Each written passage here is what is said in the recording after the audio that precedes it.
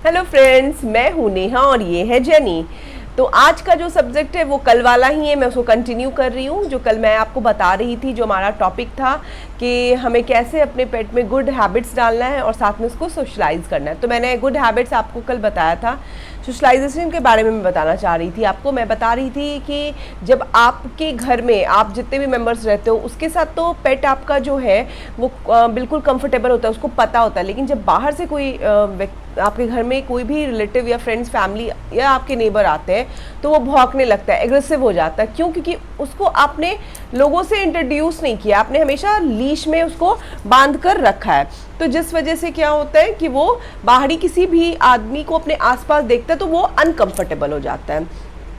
एक ये पॉइंट हो गया। तो हमेशा हमें लीश में अपने पेट को, हमेशा क्या, मैं तो रखती ही नहीं हूँ जेनी को। पिछले 7 to 8 ईयर्स में मुझे नहीं याद है कि जेनी कभी लीश में रही। हाँ, ऐसा कभी कभी होता है कि कोई भी ऐसे लोग आते हैं घर पे जिनको बहुत डर लगता है, तो मैं उनकी भी रिस्पेक्ट करती हूँ। और मुझे लगता है ये किसी भी पेट पेरेंट्स का ये फ़र्ज़ बनता है कि आप दूसरे कि मतलब कोई अगला जो भी व्यक्ति है या कोई भी आदमी है, उसको यदि डर लगता है, आपको उसको भी रिस्पेक्ट करना है, ना कि आपको उसका मजाक बनाना है।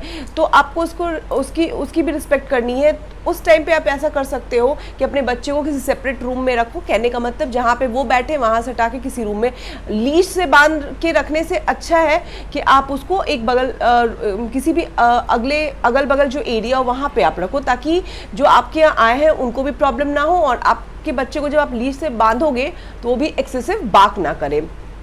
ठीक है। अगला पॉइंट मेरा ये है कि मैंने बहुत सारे ऐसे पेट पेरेंट्स को देखा है कि जब वो वॉक पर ले जाते हैं अपने बच्चे को, तो पहले घर से पहले बच्चा बाहर निकलता है और फिर पीछे वो, और वो खींचते रहते पूरी रास्ते भर। ठीक है।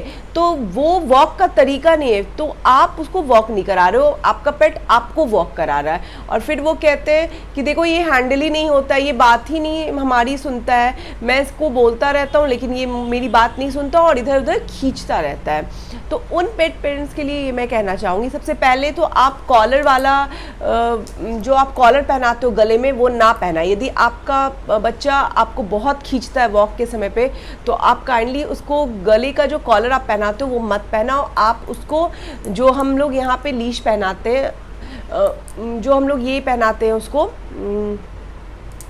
हार्नेस, सॉरी मैं भूल गई थी, हार्नेस पहनाते हैं, वो आप उसको पहनाओ। क्योंकि क्या होता है ना, जब वो खींचता है तो आप भी फोर्स लगा के खींचते हो, तो उसके गले में चोक होने का जो डर होता है वो रहता है और उसको हर्ट भी होगा। क्योंकि मान लो कोई अगला पेट उधर से आ रहा है, वो उससे मिलना चाहेगा, ये मतलब इनका नेचर होता है, नेचुरल नेचर है कि वो मिलेगा ही, और आपको खींचना है उसी टाइम पे, या फिर किसी गंदी चीज़ में ये मुंह डाल रहे हैं, आपको वहाँ से खींचना है, तो क्या होगा, इसके गले पे जोर पड़ेगा। तो हार्नेस जब आप पहनाओगे, तो हार्नेस पहनाने से ये फ़ायदा है कि आप खींचोगे तो इसको एक्सेसिव हर्ट कहीं भी नहीं होगा और आपको एक सपोर्ट भी सही मिलेगा।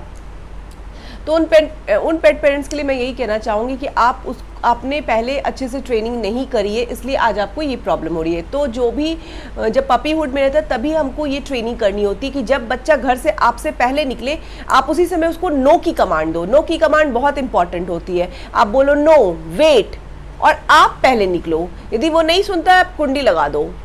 पहले आप बोलो स्टे, एंड देन जब आपकी बात वो सुने तो आप उसको एक छोटा सा ट्रीट दो, ताकि उसे पता हो कि दिस इज द वे, आपको ऐसे वॉक पे जाना है। पहले आप निकलो और आपके पीछे से आपका पेट निकलेगा। तो दिस इज द वे, आपको ये करना है। नेक्स्ट पॉइंट मेरा ये है कि जब आप पपी को, आप कहते हो कि हमने मतलब कि उसको ट्रेनिंग कराई है और ऑफ लीश भी रखते हैं, तो फिर क्या ज़रूरत है और डॉग से मिलवाने की? अब सबसे मिलवाते रहे, कोई ऐसा भी हो सकता है बच्चा जो एग्रेसिव हो आपके डॉग पे अटैक कर दे।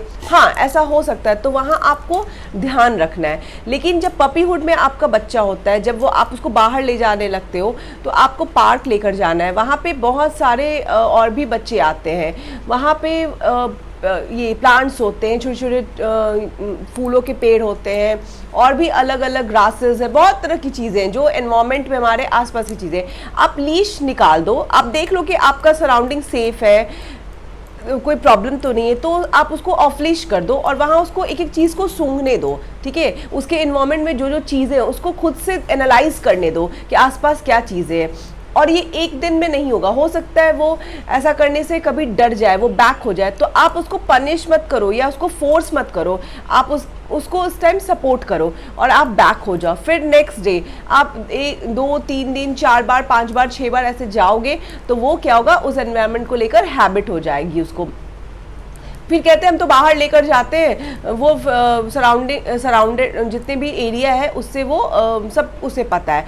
लेकिन कभी कभी क्या होता है कि आप यदि आपको क्या करना है, आपको वेरिएशन करना है। आप यदि पार्क में ले जा रहे हो तो कभी रोड पे ले जाओ, कभी बिजी रोड पे ले जाओ। तो क्या होगा, बिजी रोड पे जब ले जाओगे रोड पे तो वहाँ पे बहुत सारे व्हीकल्स क्रॉस करेंगे, वहाँ से अलग अलग गाड़ियों की अलग अलग आवाज़ें होंगी, लोगों की आवाज़ होंगी। तो क्या होगा, आपका बच्चा वहाँ भी एडजस्ट होना चाहिए, उस माहौल में उसे पता होना चाहिए कि ये आवाज़ जो है भाई ये गाड़ी के हॉर्न की है, उसको वहां घबराना नहीं है। आप समझो हमारे जो स्ट्रीट डॉग्स है वो क्यों इतने नॉर्मली रोड पे रहते हैं, क्योंकि उनको पता है कि कैसे हमें रोड पे रहना है। उन्हें एक एक आवाज़ उनके लिए फैमिलियर है। क्यों? क्योंकि बचपन से वो रोड पर ही रहे, तो उनके लिए वो बहुत ईजी होता है कि उन्हें पता है ये ट्रक की आवाज़ है, ये ट्रेन की आवाज़, तो वो किसी चीज़ से डरते नहीं है। लेकिन जो घर में बच्चे होते हैं वो हम बाहरी सराउंडिंग से इसीलिए डर जाते हैं क्योंकि वो डे टू डे लाइफ में उन सब चीज़ों से दूर है। तो हम लोगों को उस सराउंडिंग से भी, जो आपके आसपास का एरिया है वहाँ भी अपने बच्चों को कभी कभी लेकर जाना चाहिए, ताकि वो ट्रेंड रहे कि क्या चीज़ें आसपास में उनके हैं, और इसी तरह वो सोशलाइज हो, किसी भी चीज़ से डरेंगे नहीं, और तब वो बिल्कुल हैप्पी और बिल्कुल कॉन्फिडेंट होंगे। आप कहीं भी लेकर जाओगे उसे तो वो एग्रेसिव नहीं होंगे, क्योंकि उनको पता है कि ये सारा एरिया जो है आसपास का वो बिल्कुल नॉर्मल है, वो बिल्कुल सेफ है। तो मुझे लगता है आज का जो मेरा ये टॉपिक है कंप्लीट हो गया है। और यदि आपको मेरा वीडियो आज का अच्छा लगा हो तो प्लीज़ मेरे चैनल को आप सब्सक्राइब कर ले, ताकि न्यू जब वीडियोस आए तो आपको आसानी से मिले। शेयर करें और अपने फैमिली एंड फ्रेंड्स के साथ लाइक करें। मैं कल फिर एक नए टॉपिक से आपके साथ मिलती हूँ। Till then bye bye.